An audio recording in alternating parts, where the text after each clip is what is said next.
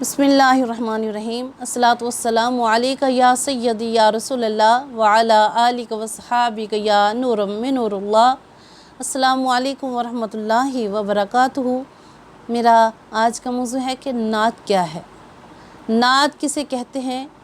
نعت کہتے ہیں تعریف کو، اور نعت کی اصطلاحی معنی ہے محبوب خدا تاجدار انبیاء حضرت محمد مصطفیٰ صلی اللہ علیہ وسلم کے سراپائے مبارک کے اوصاف و کمالات، آپ کے محاسن، آپ کی سیرت طیبہ، آپ کے اسوہ حسنہ، آپ کے اخلاق و کردار، اور آپ کے گفتار و رفتار، آپ کے معجزات و خصائل، آپ کے درجات و فضائل، اور آپ کی حسن جاں فضا اور آپ کے انوار تجلیات کا ذکر کیا جائے۔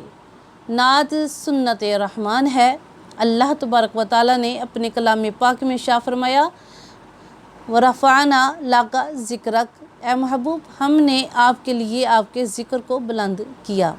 اللہ تبارک و تعالیٰ نے اپنے محبوب کے ذکر کو بلند کرنے کا اعلان فرمایا، اس لیے ہر جگہ آپ کا ذکر موجود ہے۔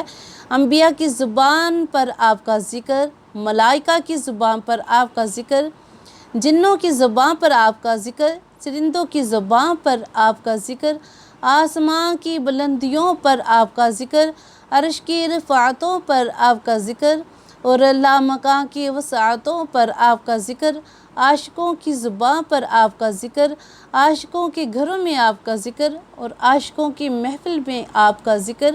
حضرت سائم چشتی فرماتے ہیں کہ رب کونین نے قرآن کی ہر صورت کو، رب کونین نے قرآن کی ہر صورت کو نعت محبوب کا دیوان بنا رکھا ہے۔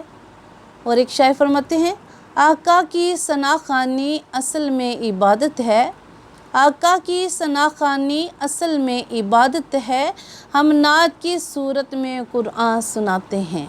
اللہ تبارک و تعالی ہم سب کو نعت پڑھنے، نعت سننے، نعت لکھنے، نعت سنانے کا ذوق و شوق محبت عطا فرمائے۔ وما علینا الا البلاغ المبین۔